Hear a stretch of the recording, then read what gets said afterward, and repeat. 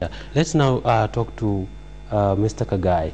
The same issue, coffee and alleged mismanagement of the coffee sector. What do you think, what is your plan to address the issues that these voters in Kirinyaga are raising about the problems with the coffee sector in Kirinyaga County?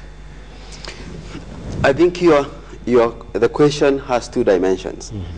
When you use the word mismanagement and the returns from coffee, let me take that question in its two aspects.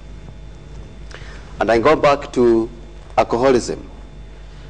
The rule of law, when there is corruption and no rule of law in a society, anybody can do anything they want at will and then get away with it. You don't mismanage public resources, coffee for this matter, and get away with it if there is rule of law. There is one gentleman in this government we are criticizing that doesn't work, that I like to quote. Honorable John Michuki, the late Honorable John Michuki.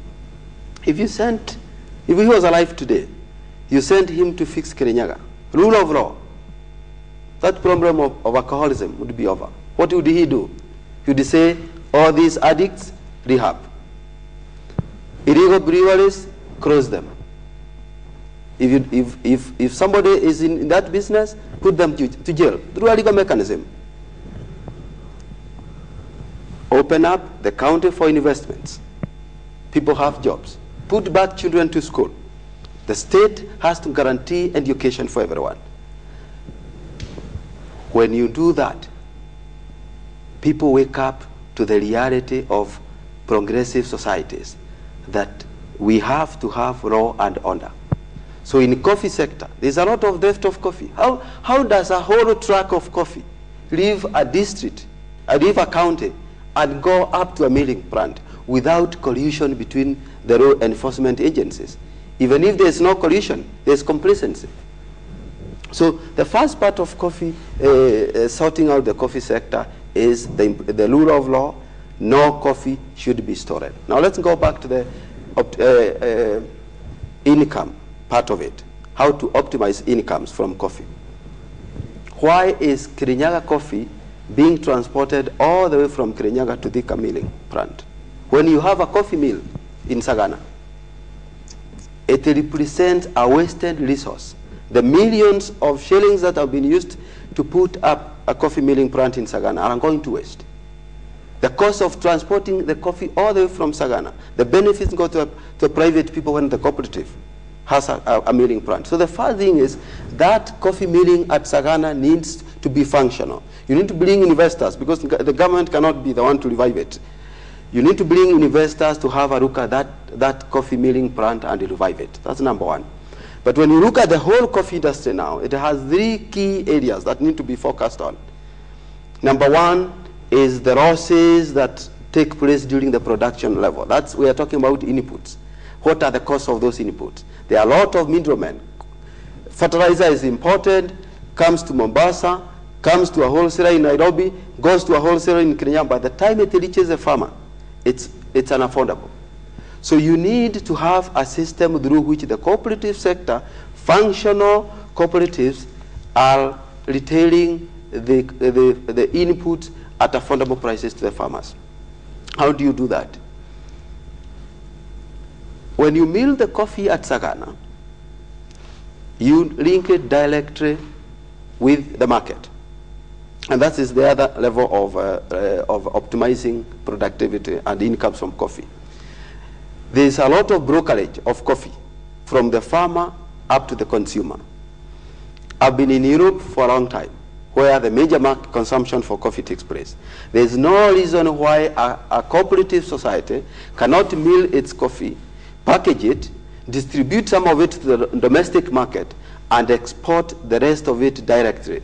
Too many middlemen in the coffee industry constitute a lot of lost revenue farmers. So linking the market directly, the farmers with the market, is a critical is a critical factor in contributing to reduction of the incomes that the farmer is losing. So rehabilitating Sagana town, which has a railway, means that as you export your coffee through the railway station to Nairobi and to Mombasa, the same route you bring inputs up to Sagana and distribute them to the farmers at affordable prices. So you have production improved, processing done at the county level with investors, and direct linkage to the market. Those three, I think, would be the major things that would need to be done to optimize returns from coffee. And that applies to all the other agricultural products in Kirinyaga County. Now to you, Mr. Ndathi. What is your understanding of the problem? They say there are issues with applying the rule of law to aid the coffee farmers in Kirinyaga. In your plan for Kirinyaga County, how would you address the wastage and also the underusage of Sagana coffee mills? Thank you, Noah. I think one of the aims I have for the coffee industry within Kirinyaga is first and foremost to appreciate, as we mill this coffee, we are milling this coffee for who? Who is our customer? Because we have done it since independence, before independence. We have been milling the black coffee. But actually, we don't move to the next step to appreciate who is our customer. So one of the things that we must do and spend some resources is to be able to appreciate our customer. Where do we market? Where do we sell our coffee? What kind of coffee do they require? Do they require the coffee that we are producing as Kirinyaga? Do they require mild coffee? And like, I would wish to be on record here that I have traveled across the world. We produce the best coffee, best tea in the world. But there is nowhere in the world you find Kirinyaga tea or Kirinyaga coffee.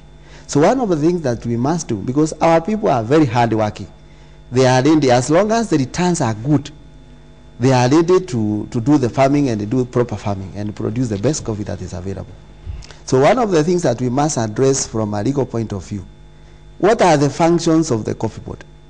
We need to address the policy issue in terms of marketing of our coffee, buying of our fertilizers, the insecticides. We must address that policy agenda, that as Kirinyaga County, we must bring our farmers together so that they can be able to use economies of scale to buy the insecticides and the fertilizer so that they come at a cheaper rate.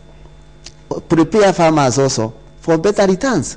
There must be hope, because most of the people who have left our coffee, they are selling it zero cash, like it has been mentioned, because they have lost hope. They are not sure of their returns. So what we are saying, we must brand our Kirinyaga coffee, and we must go a step further to market it where returns are best. So, and once the farmers start earning good money from their coffee, I can assure you our other systems in terms of security to address the stealing will be very easy to undertake within the county. We are going home to serve at the local level, and we want to assure the people of Kirinyaga that we are not going to be reckless. We must make sure that people are working very hard, producing a lot. The economy is being seen to be quite good, but when it comes to actual earnings of the farmers, our people are very poor. So we want to address the pocket of the farmer by making sure that we mill our coffee, the right coffee, whose demand we have been able to appreciate our customers, sell it, even market our coffee in some of our major international supermarkets in Europe and in Americas, in China, go to Pakistan. We have not explored the market, even in Africa. Go to Nigeria. These guys, they don't do any farming. You can export as much coffee as possible. So we need to explore our market.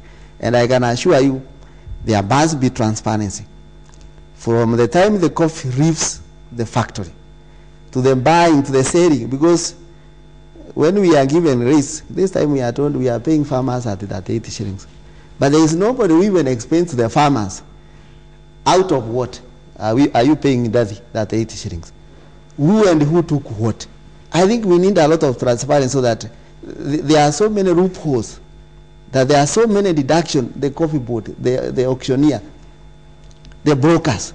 There are so many water joints that we are losing a lot of money through those systems. We want to broker them so that we reorganize our major cooperatives within Kirinyaga, then be able to market our coffee. And I can assure you that will be a gold mine for the people. You talk about putting money in the pocket of the farmer. There are farmers in Kirinyaga County that I've spoken to from where they're rice producers. And I would ask this to you, Mr. Kagai, before we come to Mr. Kibicho on this question. Tied to the problem with the coffee sector, there are rice producers in Mwea who believe that they have the capacity to produce enough rice for this country. But Kenya imports rice, okay? Kenyan people consume a lot of rice. Why isn't it that Kirinyaga rice farmers are the richest in the country? Why aren't they the richest? And what are you going to do to make them that rich?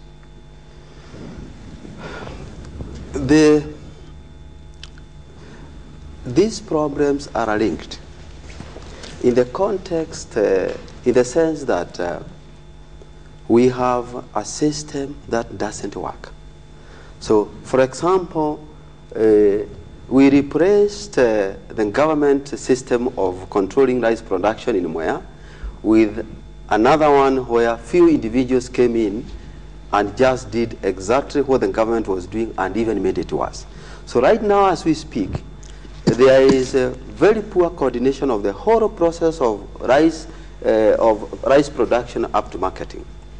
And there is a problem. I don't know whether any of the viewers has sent a message in that regard. There is a time bomb waiting to explode in Mwea when it comes to the issue of rice production. Many of the farmers in Mwea are not in the mainstream rice production. Poverty has pushed them away from rice production, and now they have leased out their land to middlemen. And therefore, a lot of the rice farmers in Mwea are now peasants in their own farms. Now, what is the way forward?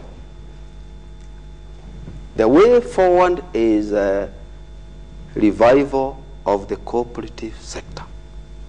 And when I say revival of the cooperative sector, if you go to countries like Denmark, the cooperative movement has been a significant contributor to inclusion. Because the problem you have in Kenya, in Kirinyaga County, is many people are excluded from the mainstream economics. Therefore, cooperatives is a way of bringing people together so that they can be able to achieve economies of scale that they wouldn't be able to achieve as in their individual capacity.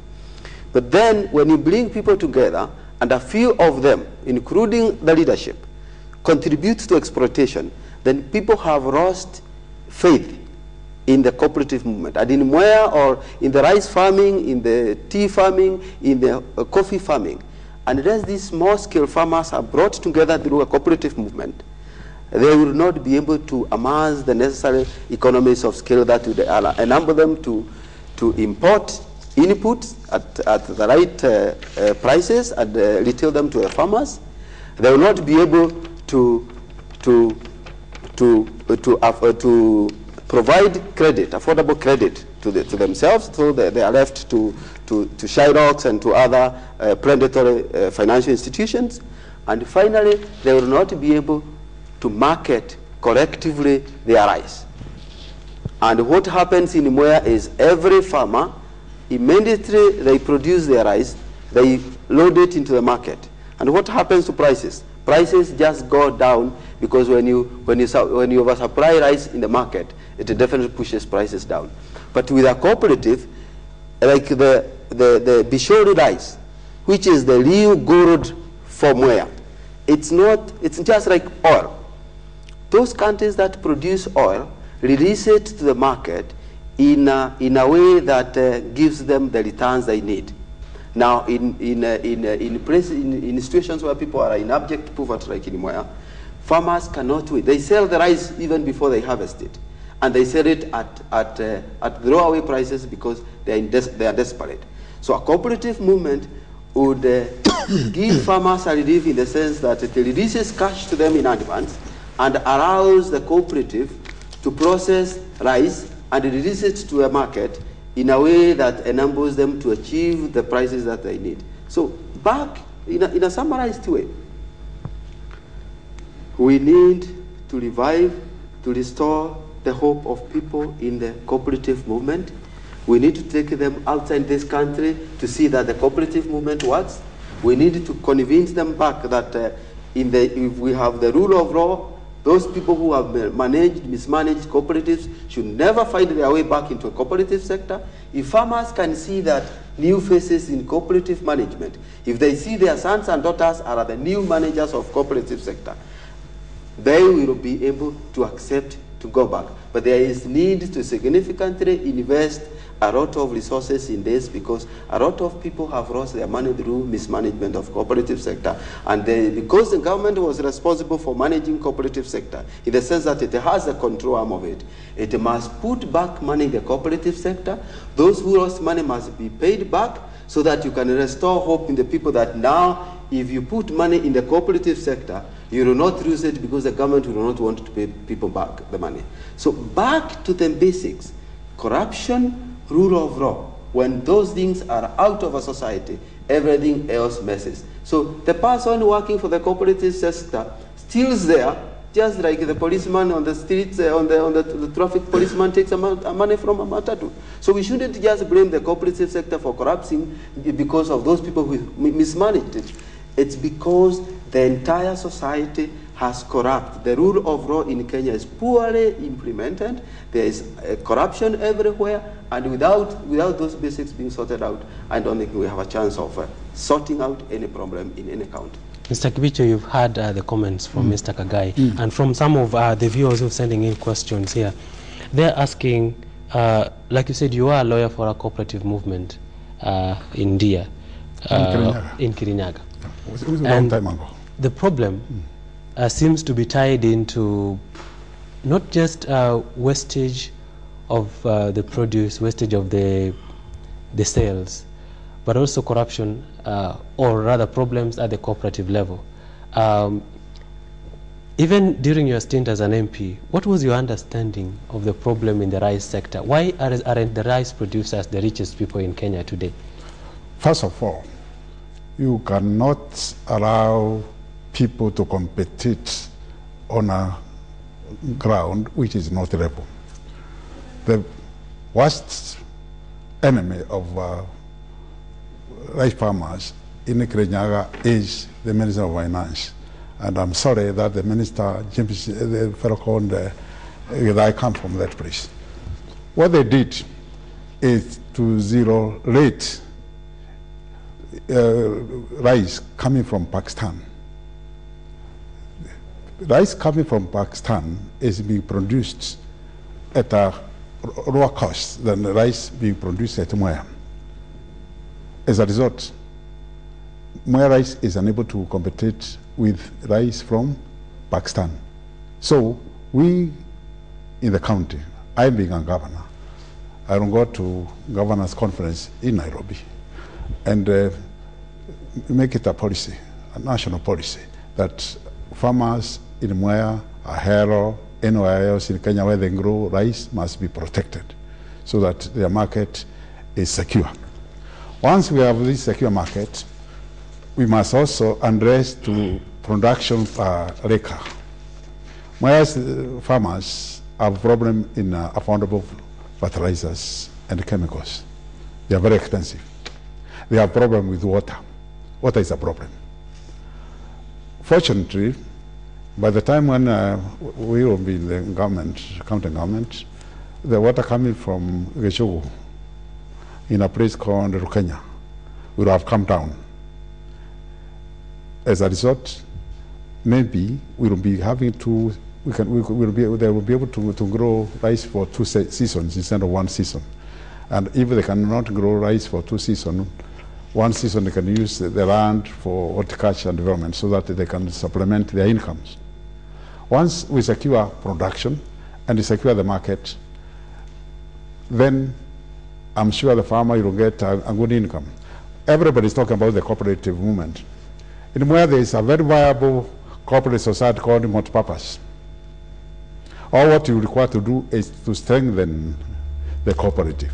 It's not that the systems are not there. Systems are there, but they require to be strengthened. As everybody is saying, talking about rule of law, talking about what? In Kenya, the problem is something called impunity. The law is there. Nobody wants to implement the law. And as a result, a lot of corruption is eating away on people's incomes. I don't want to accuse anybody at Moya or anywhere else on corruption, because there is no evidence.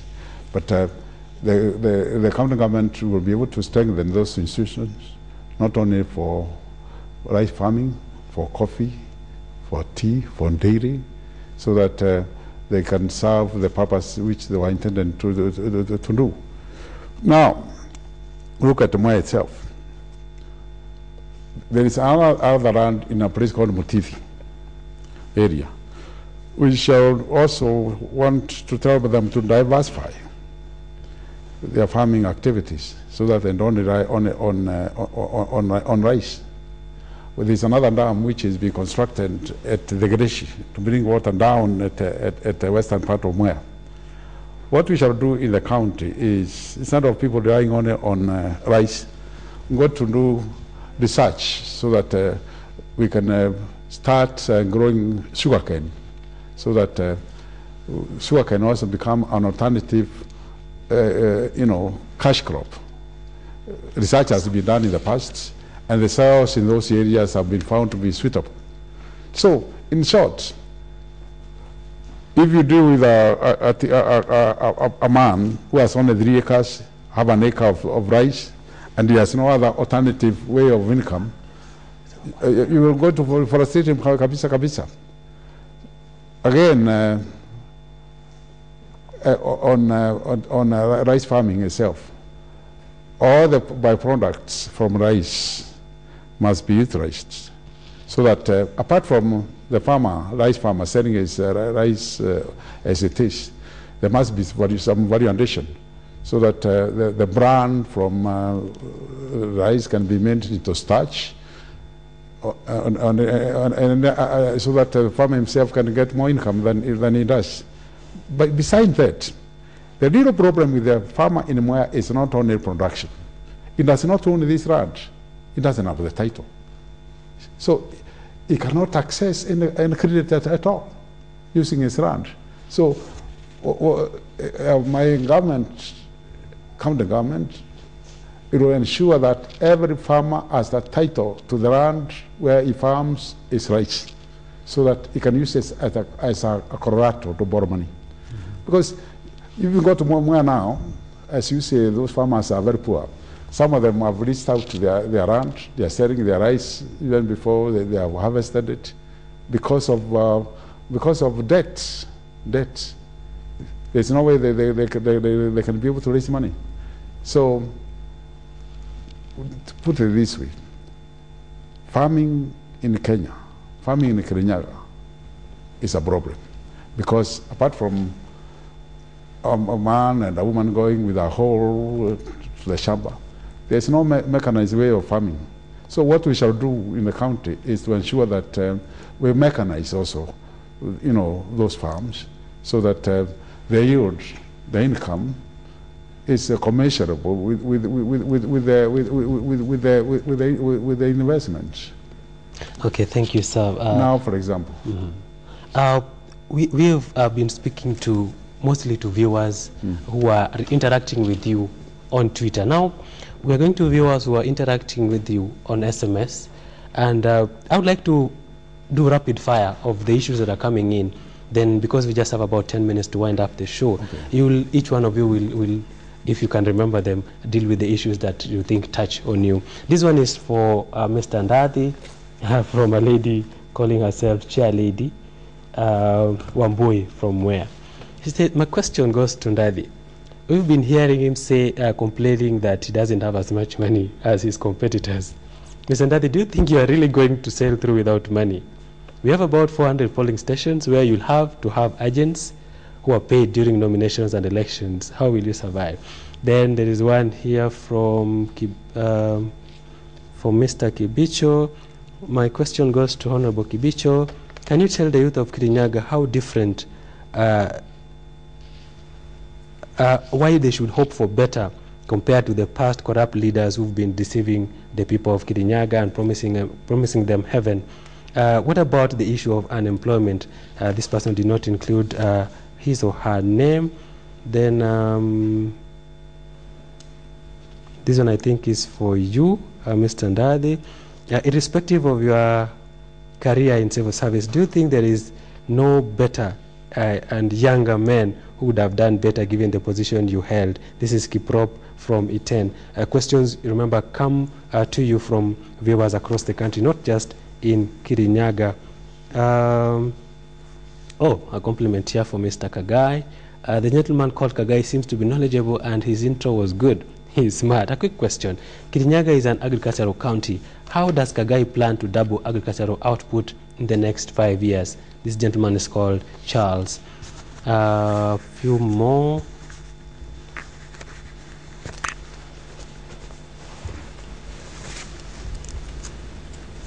There's a gentleman here who's concerned about the lack of a sewerage system in the entire Kirinyaga County. Mr. Kibicho, I would like you to handle that in your summary today. Could you just take those questions, starting with you, the question that was addressed to you?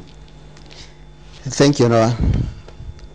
I think in the new dispensation, leadership in Kirinyaga will not be bought. But having said that, I don't have as much money as some of my competitors. Doesn't mean that I don't even have friends. I also don't have volunteers who have come up to support me with their resources.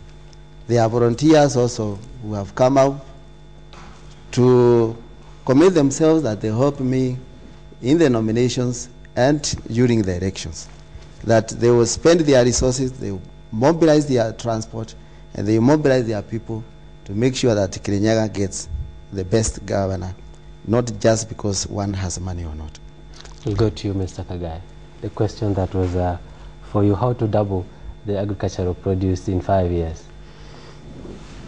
I think I want to link the problem of Kirinyaga, like any other country in Kenya, to good governance. Any of the issues we have addressed this morning, any of the problems we have mentioned here, if you look at its root cause, you'll find it is related to good governance. Now, once the issues of good governance are restored in Kirinyaga, which means putting a leadership that has integrity, a leadership that has the competence, and a leadership that has a commitment to serve the people in this third liberation, then the tempo you set in Kirinyaga will wake up the people to the reality that you must work.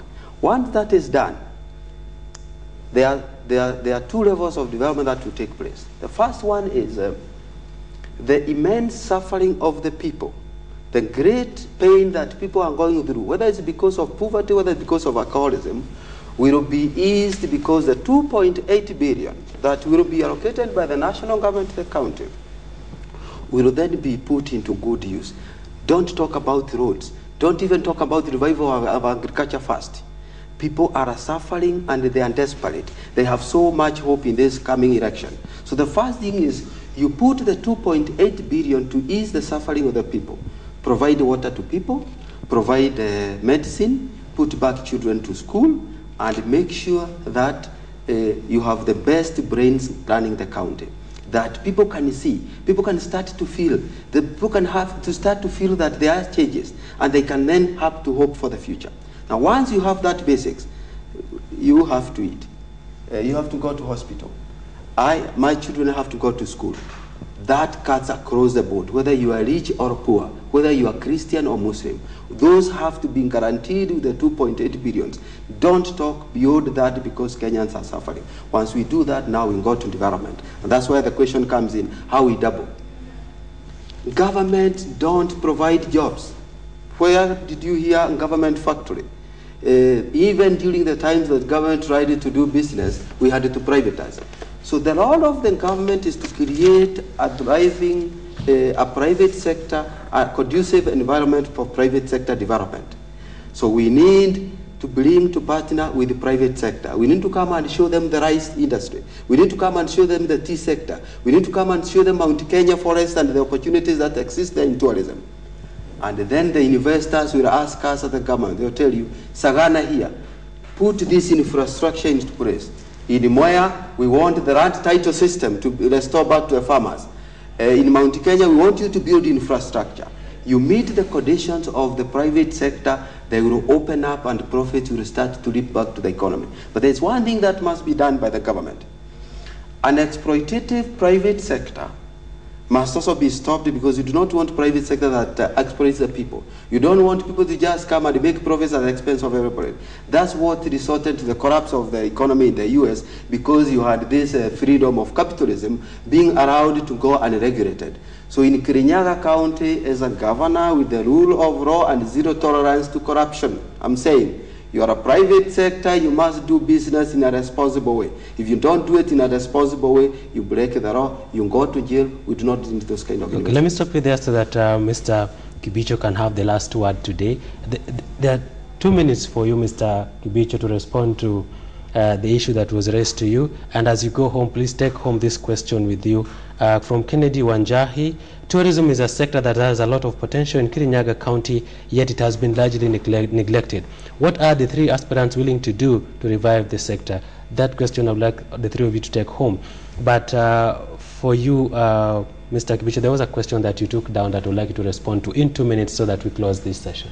On youth? Yes, on youth. On youth, we have to empower the youth through either giving them employment or making them start their own enterprises where they employ themselves.